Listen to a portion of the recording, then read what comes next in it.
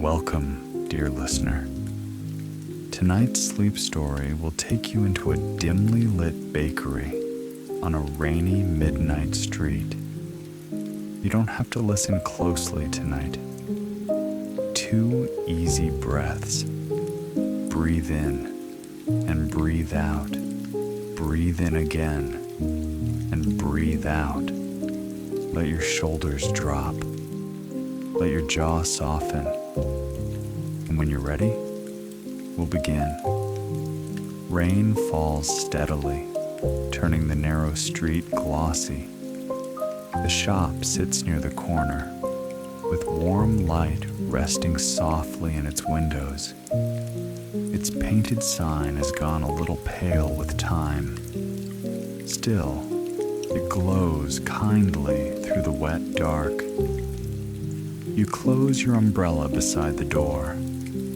A few drops fall from the edge to the stone step below. Then the door opens. A small bell stirs overhead. Warmth meets your face at once. So does the scent. Butter, flour, a little cinnamon, and the last quiet trace of baked bread lingering in the air. Inside, the bakery is calm. The evening rush is long gone. Only a few trays remain behind the glass. A row of rolls. 2 fruit buns. 1 small loaf cooling on a wooden board. The lights are low, not dim from neglect, but lowered on purpose. They cast a honey-colored glow over the counter, the chalkboard menu, the small brass hooks where damp coats sometimes hang. Rain taps softly against the front window. Now and then, a car passes outside, its tires whispering on the wet road. Behind the counter stands the owner. His name is Martin. He is in his 50s, once broad-shouldered, a little tired now, though not in a heavy way. More like a man who has spent many years lifting trays, wiping counters, listening well, and staying a little later than he meant to. He wears a dark apron dusted lightly with flour. His sleeves are rolled up to his forearms. His reading glasses rest low on his nose when he checks the register, then disappear into his shirt pocket when he looks up to greet someone. Martin likes rainy nights. He would never say this loudly. It is simply true. He likes the way rain slows the world down. He likes how it softens footsteps, dims sharp edges, and makes people a little more honest. At the end of each night, when the last customer leaves and the trays are nearly empty, he sits for a while with a small notebook. He writes down whatever the evening gave him, a sentence, a face, a fragment of conversation, the way the light looked on the glass. Not for business, not to remember sales, just to keep a small record of ordinary lives passing gently through his hands. For now, though, the notebook stays tucked beneath the counter. The night is not done yet. Martin moves through the bakery with the quiet rhythm he has learned over years. He folds a paper bag. He aligns the corners. He smooths the front with the flat of his fingers. Then he sets it aside and reaches for another. Fold, align, smooth, pause. Rain murmurs at the window. He wipes the counter in slow, easy strokes, left to right, back again. He rinses the cloth, twists the water out, folds it once, sets it near the till. Then he checks the kettle. It is still warm. He lifts it by the handle, pours a little water into a waiting cup, watches the steam rise, and lets the scent of black tea unfurl into the room. Warmth, handle, steam, scent, a small sip. He breathes out softly. Outside, the rain deepens, not harder, only fuller. The drops gather and race down the pane in slender silver lines.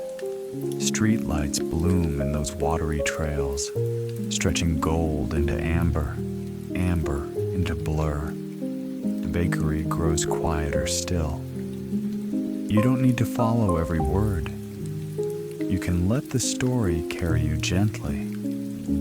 If sleep is close, you can let it come. Martin is placing the last apricot tart beneath its glass dome when the bell above the door stirs again.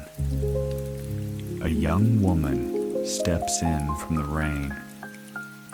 She hesitates just inside, as though leaving the street has taken more effort than she expected. Her name is Naomi. She looks to be in her 20s. Her coat is neat, but rain dark at the shoulders. A canvas work bag hangs from one arm. A few strands of hair have slipped loose and cling lightly near her cheek. She is not dramatic in her tiredness. She carries it the way many people do. Quietly, carefully, as if trying not to inconvenience anyone with the weight of it.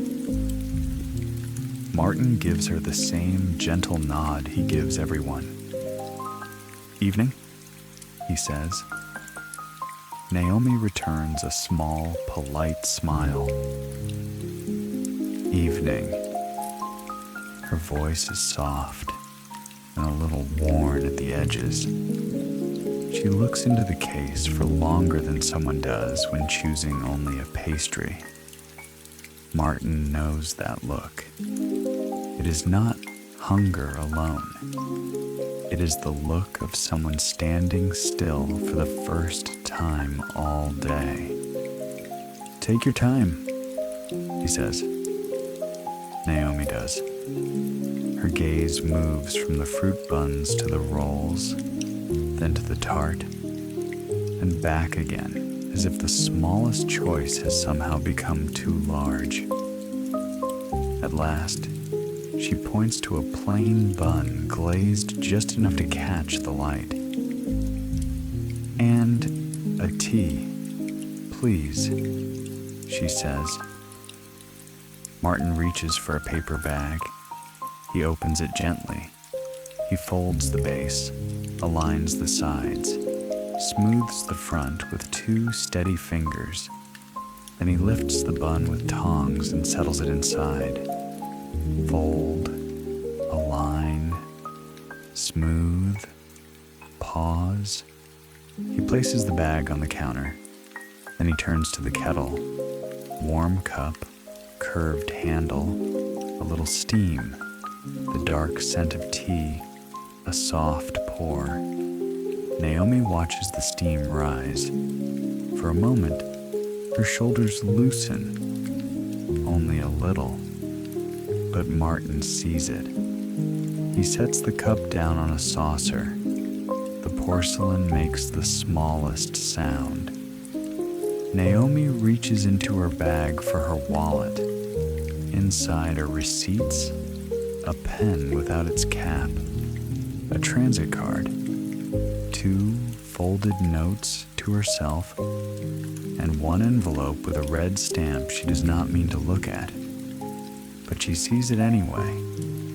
Something in her face tightens, just a little. Martin does not stare. He simply waits. The bakery holds the silence for her. Rain at the window, light on the counter, steam rising between her hands. At last, in the quietest voice, she says, "I can't get ahead." Martin rests one hand on the counter. Rain fills every gutter. Naomi looks up. He gives her the gentlest shrug. One warm thing tonight. That is all. No speech, no fixing, no grand wisdom. Just the 3 small stones set in the stream between them. Naomi lets out a breath she may have been holding since morning. Then she lifts the cup. Warmth, hand position, steam, scent. One small sip. Again, warmth, hand position, steam, scent. One small sip. Her fingers stay around the cup even after she swallows. The rain presses softly against the glass. A bus passes somewhere down the street. The sound is low and already fading. Naomi stands there with her tea and her paper bag, and for a little while she does not need to be anywhere else. There was a time, not so many years ago, when she sat at a narrow desk in a room she rented with 2 others. She was still a student then. The radiator clanked at night. Someone upstairs paced when they studied. Naomi had spread 3 coins on the desk beside a notebook and tried to make them mean more than they did. She remembered counting them twice, then once again. Not because the number changed, only because worry sometimes asks to be counted. Her mother had called that evening. Naomi had answered with a bright voice she did not feel.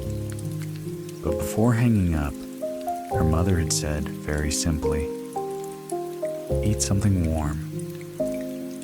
Nothing more. No lecture. No shame. Just that. Naomi had gone downstairs to the tiny kitchen, heated canned soup, and stood by the window while rain tapped at the fire escape. The soup had not solved a single thing. Still, she remembered how the bowl felt between her palms, how the warmth had made the room seem less hostile, how for 10 quiet minutes the future had stepped back. Now, in Martin's bakery, that memory returns with the steam, not as sadness, not exactly, more like recognition. The body remembers small kindnesses. It remembers heat. It remembers shelter. It remembers the sound of rain from the safe side of a window. Naomi looks down at the envelope again, then slips it back into her bag without opening it. Not avoidance, only postponement, only a small mercy. She finishes her tea in 2 slower sips. Martin wraps a second bun without being asked.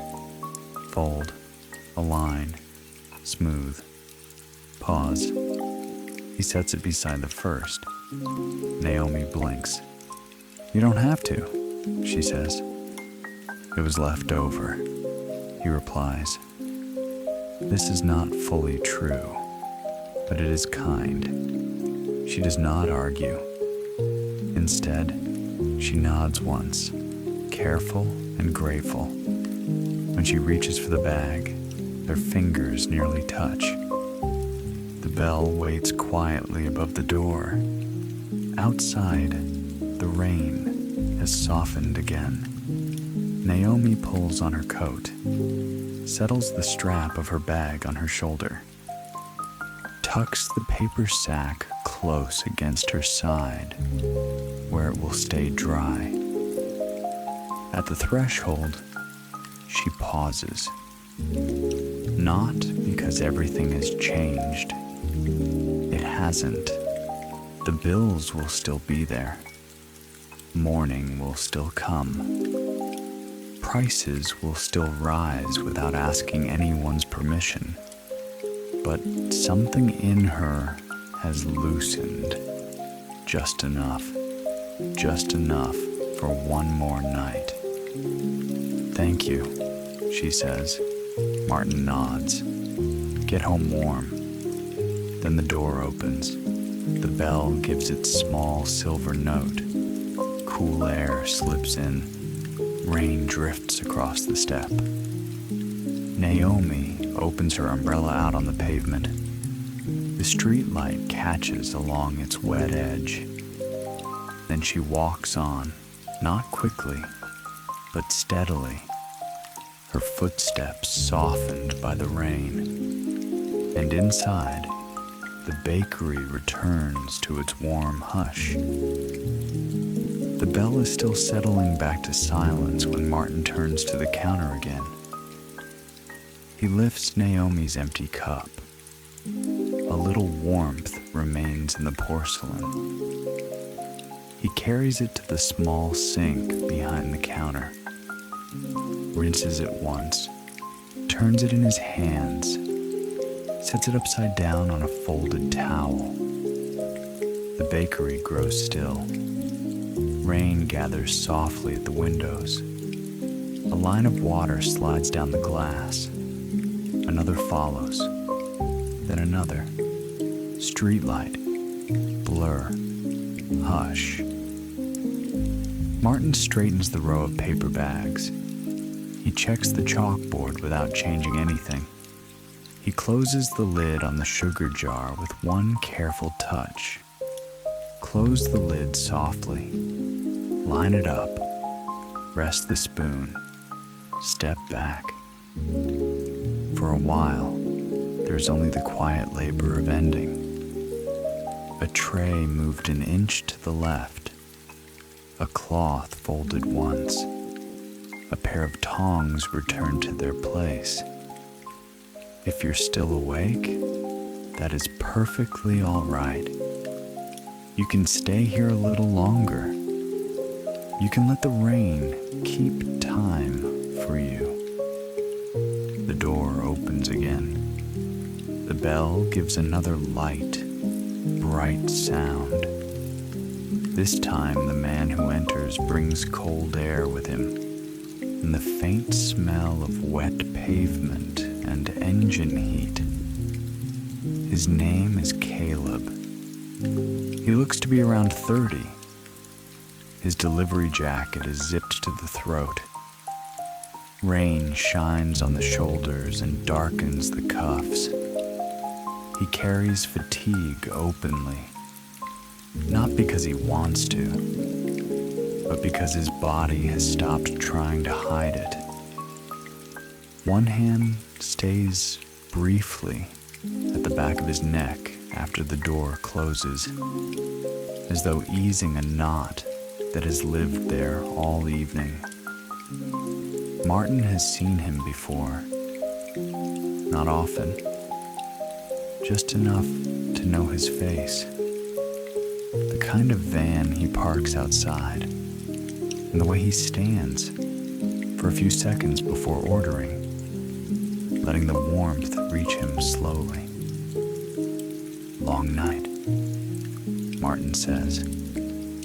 Caleb lets out a breath that almost becomes a laugh. Still going.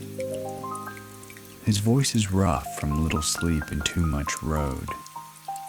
He removes one glove, then the other, places them on the counter. looks into the case with the hungry uncertainty of someone who has worked so long that he is no longer sure whether he wants food, rest, or only a chair. Martin waits. Caleb points to a savory roll and then to the kettle. "Tea too," he says. Martin takes a paper sheet from the stack. He lays it flat, folds one side in, matches the edge, smooths it down with his fingertips. He opens the paper again, just enough for the roll. Fold, align, smooth, pause. Then he sets water to pour. Warm cup, steady handle, steam lifting upward. A dark, simple scent. One soft pour. Caleb watches all of it, not idly, almost with relief. The kind that comes when another person moves slowly enough to remind you that slowness still exists. Martin places the tea on the counter. Caleb wraps both hands around the cup before he even drinks. Warmth first, then the angle of his palms, then steam against a tired skin, then the scent, then at last, one small sip. He closes his eyes for half a breath. The bakery is silent except for rain and the small clock above the pastry shelf. It keeps company with the night. Caleb rolls one shoulder, then the other. The movement is careful, as if each one must be negotiated with. "My body's all knots," he says quietly. Martin nods once. "Even ropes need slack." Caleb looks at him. Martin tips his head toward the cup. "One slow mile tonight. That is all. 3 short offerings. Nothing pressed upon him. No bright advice. Only room." Caleb takes another sip. Warmth. Hands around the cup. Steam near his mouth. The scent of tea. One small sip. Again. Warmth. Hands around the cup. Steam near his mouth. The scent of tea. One small sip. Then he eats half the roll in 2 quiet bites. The crust gives softly. A few flakes land on the paper. He brushes them into the center with the side of one finger. Brush, gather, fold the paper in, pause. Martin turns away just enough to grant privacy without absence. He wipes the espresso machine, though it no longer needs it. He straightens the stack of saucers. He measures loose tea into a tin for morning. Spoon, tap, level. Close the lid softly. Across the room, Caleb lowers himself onto the bench beneath the window. Rain drifts in slow silver trails down the pane behind him. His reflection appears and disappears between the lines of water. Outside, somewhere down the block, a traffic light changes for no one at all. There was once an early winter morning when Caleb was younger and still new to delivery work. He had not yet learned how exhaustion can settle into the body before the mind is willing to admit it. The sky that day was colorless. His van smelled of cardboard, gasoline, and the coffee he had spilled beside the gear shift. He was hurrying, always hurrying. One more stop, one more door, one more staircase. At a small apartment building, he had climbed 3 flights carrying boxes, his breath already short, his lower back hot with strain. An older woman opened the door. She wore thick socks, a knitted cardigan, and an expression so calm it made the hallway seem quieter. Caleb had apologized for being late. She had looked at the boxes, then at his face and said, "You look heavier than the packages." He had laughed then, surprised into it, not because it was funny, because it was true. She'd gone inside and returned with a small bottle of water. He remembered the cold plastic against his palm. The way she said, "Sit 1 minute before you carry anything else." Only 1 minute. Not a cure, not a rescue. But he had sat on the stair landing with the bottle sweating in his hand, and for 60 plain seconds the day had stopped pushing. Now, in the bakery, that memory returns not as a story to analyze, but as a sensation. A cup in both hands, a place to sit, permission to be still for 1 minute more than efficiency would allow. Caleb finishes the rest of the roll. He folds the paper over the crumbs, aligns the edges, presses them flat, lets his hand rest there. Then he leans back against the bench, not sleeping, only easing. Rain, window trails, streetlight bloom, hush, rain, window trails, streetlight bloom, hush. Martin glances over. Caleb is looking at nothing in particular. The good kind of nothing. The kind that asks nothing back.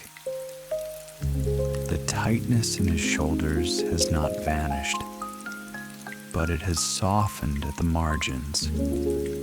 His jaw is less set. His breathing has slowed enough to notice. When he stands, he does it carefully, but without that first small wince. Martin puts a plain biscuit into a paper sleeve. Fold, align, smooth, pause. For the road, he says. Caleb shakes his head once. Martin leaves it there anyway. Caleb's mouth tilts at one corner. Not quite a smile. Close enough. He reaches for his gloves, then the tea, then the biscuit sleeve. His movements are still heavy, but no longer dragged by the same invisible weight. At the door, he rolls his neck one last time.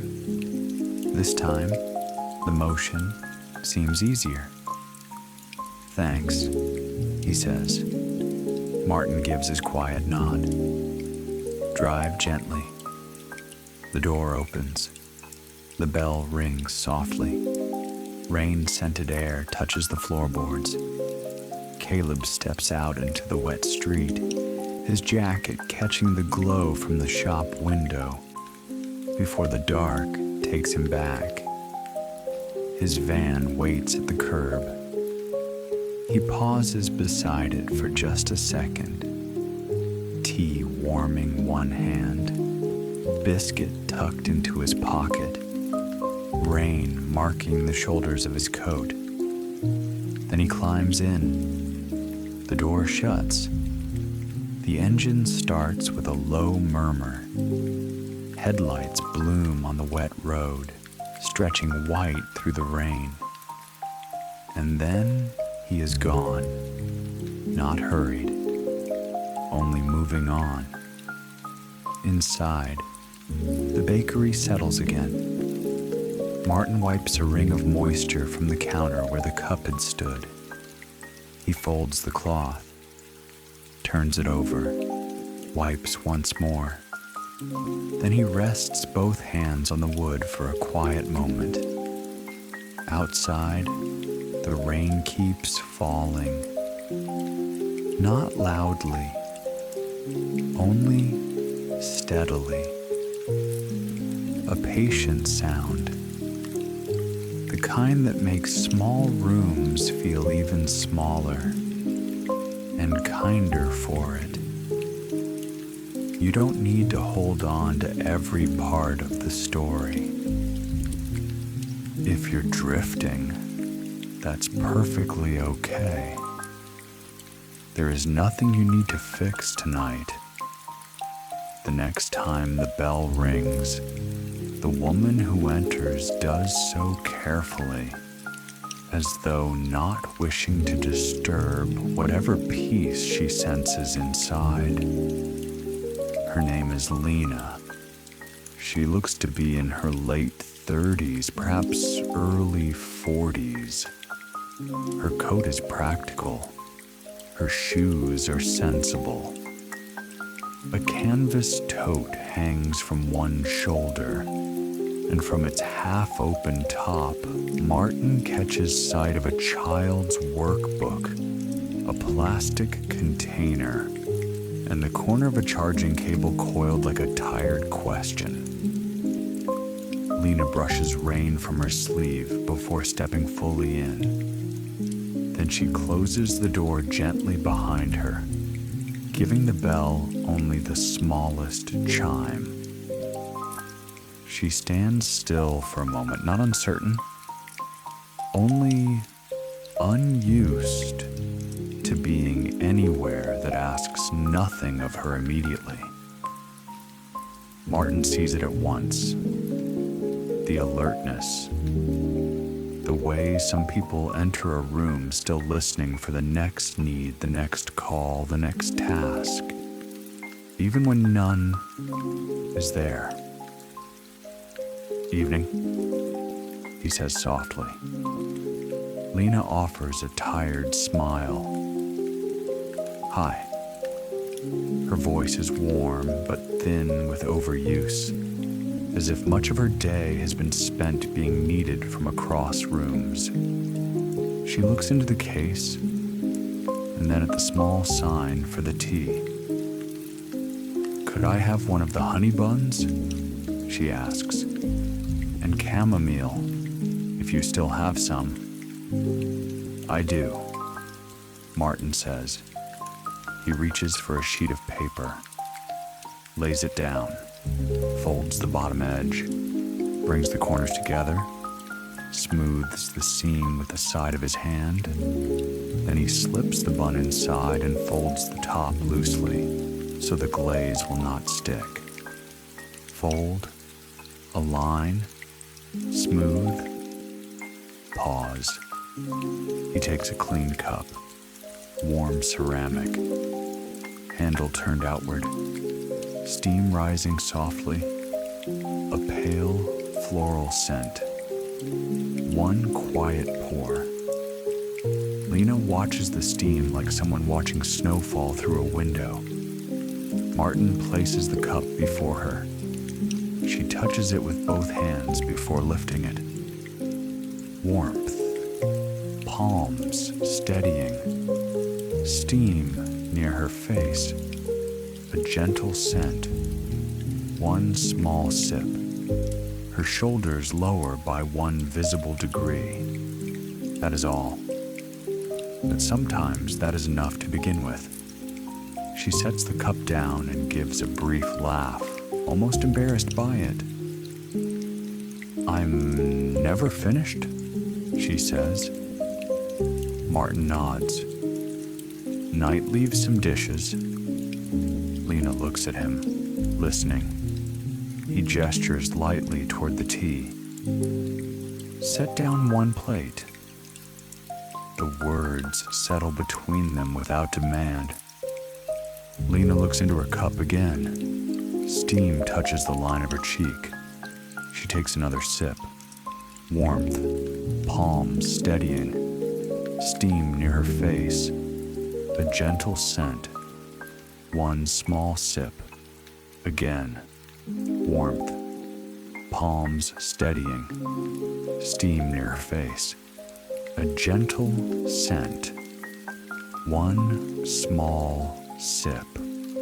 Martin places a napkin beside the bun, then another, for no practical reason except that some nights an extra small thing feels like care. Lena unwraps the honey bun slowly, peels back the paper, turns the corner down, smooths it flat, lets her fingers rest, peel back, turn the corner down, smooth it flat, pause.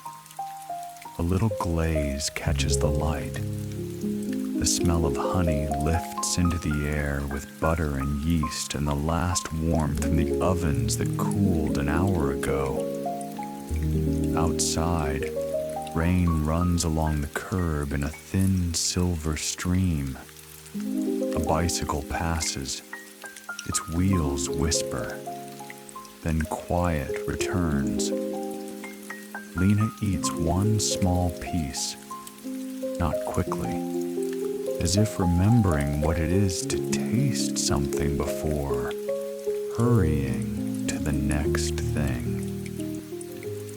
There was an evening, years earlier, in the first apartment where she lived alone with her son. He was small then, too small to read the clock, but old enough to know the sound of her tiredness when she came through the door. She had worked all day, picked him up late, answered emails while stirring pasta, signed a school form with sauce on her wrist, and then stood at the kitchen sink long after dinner, staring at a stack of dishes that seemed to multiply in the yellow light. Her son had padded in wearing mismatched pajamas. Without a word, he had reached for a towel far too large for him, lifted one spoon from the rack, and dried it with solemn care. Just one spoon. Then he held it up as if it were something important. Lena had laughed, really laughed. Not because the kitchen was fixed, not because the work was done, only because one tiny thing had been made lighter by being shared. Now, in the bakery, that old image returns to her with the scent of honey and warm bread. One spoon, one small plate, one thing set down. She looks at the workbook inside her bag, at the lunch container that still needs washing, at the phone that will no doubt have messages waiting. Then she looks back into her cup, and for the length of one slow breath, she allows the list to be incomplete. Not failed. Incomplete. There's a difference. The rain thickens for a moment, tapping a little faster at the window, then softens again. Martin begins to stack the remaining trays. Lift, set down gently, line the edge, cover with cloth. Lift, set down gently, line the edge, cover with cloth. The repetition fills the room like a quiet clock. Lena finishes the last of her tea. She folds the bun paper back over itself, aligns the corners, smooths the crease, pauses. Then she smiles to herself, small and private. Not because life has become easy, not because money will stretch farther, or time slow down, or every need finally be met, but because, for one modest stretch of rain-soaked night, she's remembered that enough is not always loud. Sometimes enough is a chair, a warm cup, a bun wrapped in paper, a room where no one asks for anything more. When she stands, she lifts her tote with practiced care, settling the strap where it belongs without looking. Martin slides a second napkin into the side pocket. She notices. Her smile deepens by the smallest measure. "Thank you," she says. "You're welcome," he replies. Then she steps to the door. The bell sounds its gentle note. Cool rain air finds the warm room for one moment before the door swings back. Outside, Lena opens her umbrella. The streetlight blooms across the wet, black curve of it. She tucks the bag close to her side and walks into the rain. Not fast, not slow, but with the steadiness of someone who no longer needs to finish everything before morning. And the bakery, once more, returns to the tender hush of midnight. The bakery grows still in the wake of her leaving. For a few moments, Martin does not move. He stands behind the counter with one hand resting on the wood, listening to the rain settle back into its patient rhythm. The bell above the door gives one last faint settling sound. Then even that is gone. Only the rain remains, soft against the glass, soft along the curb, soft on the dark street where the light from the bakery windows spills a little way and stops. Martin exhales, not heavily, just enough to let the room know the last of the evening's guests have gone home. He reaches for the nearest cup. It is Lena's. The porcelain is still warm at the base. He carries it to the sink and rinses it slowly. Water runs. Ceramic turns. A thumb traces the edge of the handle. Then the cup is set upside down to dry. He returns for the saucer. Then the spoon. The spoon touches the saucer once, making the smallest note before he stills it. Cup, saucer, spoon, rinse, turn, set down. Again. Cup, saucer, spoon, rinse, turn, set down. The bakery has its own late-night liturgy, its own quiet order for ending. Martin wipes the counter in one long path, then another, crossing the first, left to right, back again, fold the cloth, turn it over, wipe once more. He lifts the glass dome from the apricot tart stand, finds only crumbs there now. He carries the dome to the sink, rinses it, dries it with a linen towel that has grown thin with years of washing. The towel moves in small circles. Clear the center, dry the edge, turn the glass, dry the edge again. Then he sets it down on the shelf where it catches the warmest light and gives it back in a pale, golden glow. You can rest here for as long as you like. You don't need to stay awake for the ending. If sleep is near, you can let it come without asking permission. Martin moves to the pastry case. Only a little remains. 1 small loaf, 2 plain rolls, a half tray of butter cookies meant for morning. He covers what must be covered. Cloth over bread, paper under cookies.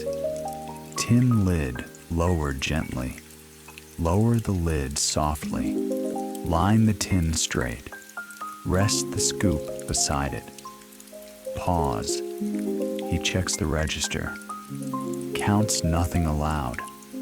Just presses one button, then another, then closes the drawer with care. The chalkboard menu stays where it is. There is no need to erase the day tonight. Outside, the rain shifts for a little while. Not louder, only denser. The drops gather thickly at the window before slipping down in long silver threads. Streetlight blooms inside those trails, gold in water, amber in blur, a soft dissolving. Martin has always loved that part, how rain takes a hard world and makes it gentler to look at. He walks to the front door and turns the lock. 1 click, then the second. He tests the handle once, out of habit. The bell moves but does not ring. He turns the sign from open to closed. The word hangs there quietly in the glass, backward from inside, simple and final. The room seems deeper now, less like a shop, more like a harbor after the last boat has come in. Martin goes back behind the counter and takes out his small notebook. The cover is worn smooth at the corners. A dark blue cloth binding. Cream pages. A pen tucked inside the spine. He always waits until the night is done to open it, as though the evening must be allowed to settle fully before it can be named. He sets the notebook down, straightens it with the edge of the counter, places the pen beside it. Notebook, pen, hand on the cover, a breath in, a breath out. Then he opens it. The page receives the light quietly. For a moment he does not write. He only looks at the blankness, at the soft grain of the paper, at the faint shadow of his own hand resting there. Then he begins. Not whole stories, never that. Only pieces. A young woman with an unpaid envelope and tea between her hands. A tired driver holding warmth like something borrowed from a kinder life. A mother who finally allowed one plate to stay on the table.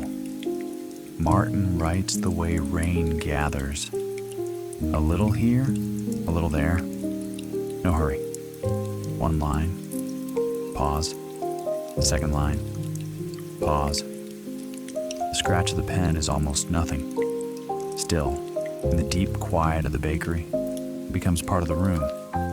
Scratch. Pause. Lift the pen. Set it down again. Scratch. Pause. Lift the pen. Set it down again.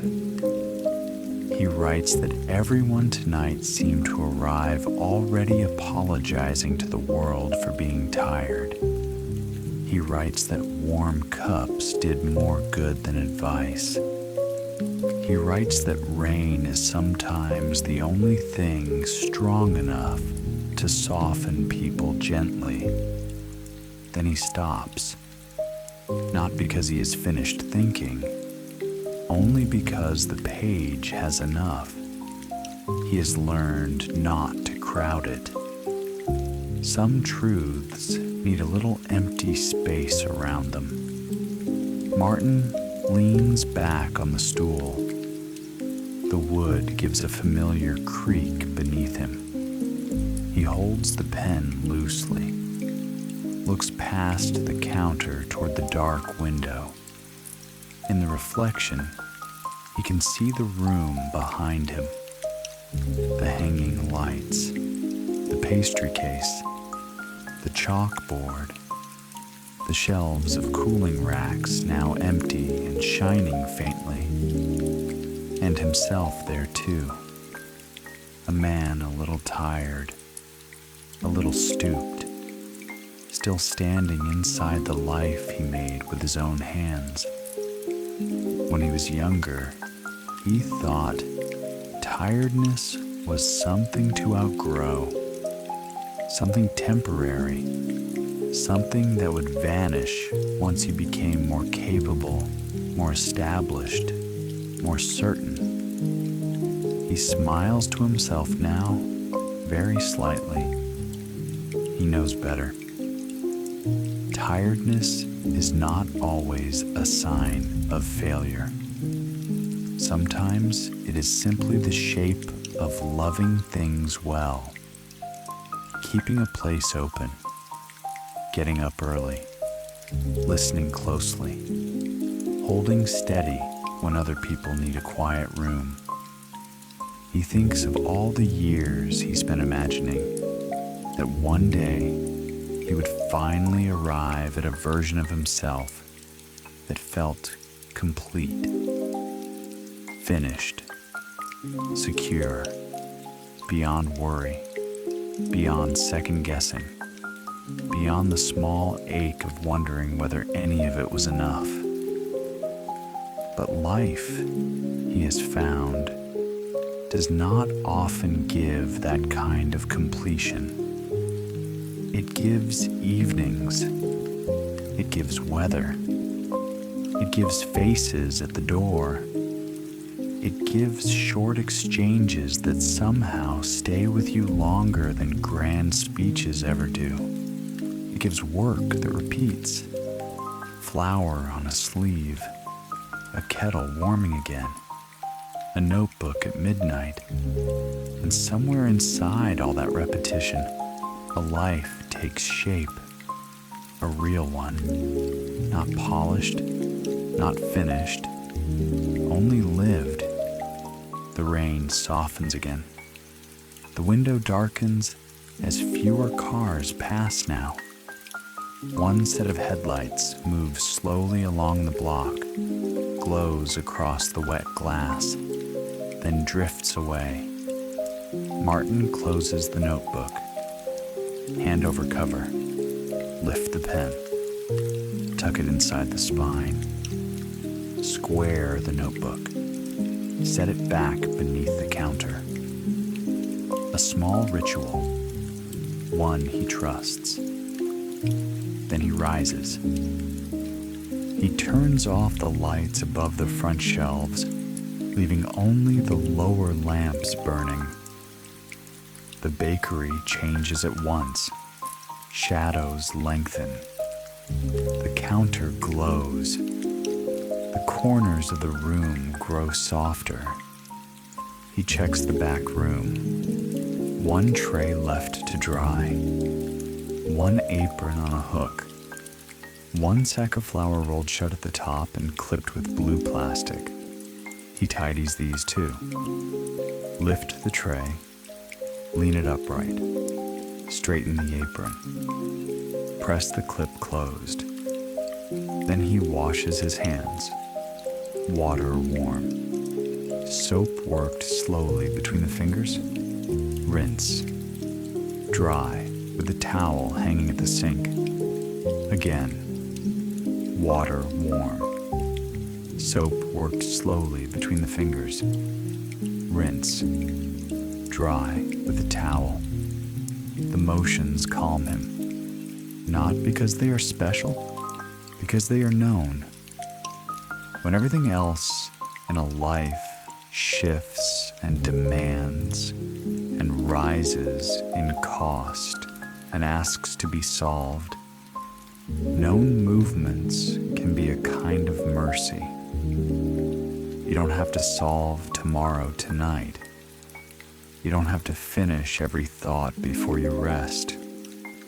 For now, it is enough to be here, and then to let yourself sleep.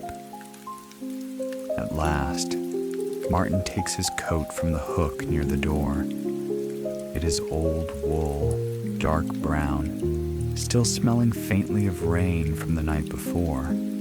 He slips one arm in, then the other, pulls the collar straight, wraps a scarf once around his neck. He turns off the last light behind the counter, then the lamp near the window. Only the small bulb above the back sink remains. He leaves it on until the end. He always does, as if the bakery should never be left all dark at once. He takes his umbrella from the stand, checks the lock again, then opens the door. The bell rings softly, almost sleepily. Cool air enters. Rain breathes in. Martin steps outside. The pavement shines black and silver under the street lamps. Water gathers along the edge of the curb and hurries nowhere. He opens the umbrella. Its fabric blooms overhead with one quiet shake. The rain upon it is immediate, soft, steady, near. He closes the door behind him and looks once through the window. Inside, the bakery is golden and nearly dark, holding the shape of warmth even in stillness. Then he turns and walks home. His shoes make the gentlest sound on the wet pavement, not sharp footfalls, only a softened rhythm. Step, rain, step, rain, step, rain. He passes the florist, already dark, the laundromat, lit but empty, a bus shelter holding no one at all. At the corner, water drips from the awning edge in a patient line. A cat watches from beneath a parked car, its eyes bright for a moment before it disappears deeper into shadow. The city is not asleep, not fully, but it is loosened. Its daytime grip has opened. Its noise has gone down to a murmur. Martin likes the city best this way, not demanding, not performing, just existing in the rain. His apartment is only a short walk away, up one narrow stair, past a landing window that looks onto the alley. Second door on the left. He unlocks it, steps inside. The room is simple and warm enough. A lamp by the chair, a small kitchen counter, a bookshelf that leans very slightly to one side, a plant on the sill that has survived mostly on stubbornness and gray daylight. He closes the door, sets the umbrella in the sink to drip, takes off his coat, hangs it neatly. The apartment holds the quiet of absence. No television, no music, only the faint hum of the refrigerator and the rain continuing beyond the window. Martin fills the kettle out of habit, though he does not need another tea. Still, he likes the sound of the water. He likes the small preparation. He leaves it there for morning. Then he washes one plate left in the drying rack. Not because it must be done now, only because the motion is easy. Water, soap, rinse, set it upright. He changes into soft clothes, a faded shirt, loose cotton trousers, worn socks. He brushes his teeth, turns off the brighter bathroom light and leaves the dim hall lamp on. Then he goes to the bedroom. The bed is plain. A navy blanket, 2 pillows, one book face down on the nightstand where he stopped reading 3 nights ago. He draws the curtains but leaves them slightly parted, enough to let in the silver-gray blur of rainy street light. He pulls back the blanket, sits on the side of the bed, and for one quiet moment, simply listens. Rain on the roofline, rain in the gutter, rain touching the outside world so he does not have to. He lies down slowly, one shoulder, then the other. The mattress receives him without complaint. He settles deeper beneath the blanket, lets his hands rest where they fall naturally. The room is dim. The rain is steady. The day, with all its small burdens, has moved a little farther away. And perhaps you can let your own day move farther away too. Not all at once, not by force, just a little, just enough to make room for rest. You do not need to account for everything tonight. Not every bill, not every task, not every plan you have not yet made. You do not need to become perfectly calm before sleep will take you. You do not need to have lived flawlessly to deserve this bed, this darkness, this quiet. You are allowed to be unfinished. You are allowed to be tired. You are allowed to set down what could not be carried forever anyway. Maybe tomorrow will still ask things of you. It probably will. There may be numbers to face, decisions to make, people to care for, work to return to. But none of that needs to be solved here in the dark. Not now. Now there is only the rain, the bed beneath you, the slow rhythm of breathing, the comfort of not having to perform for anyone. If something in you still feels tight, it can loosen later. If sleep comes quickly, that is good. If it comes slowly, that is good too.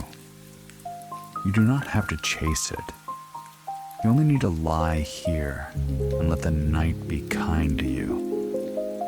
Martin turns once beneath the blanket, finds the cooler side of the pillow, closes his eyes.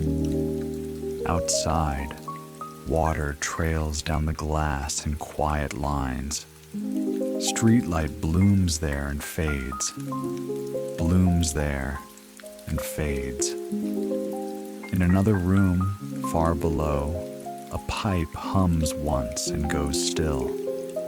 The city sinks deeper into itself.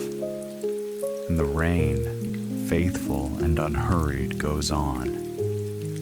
You have done enough for one day.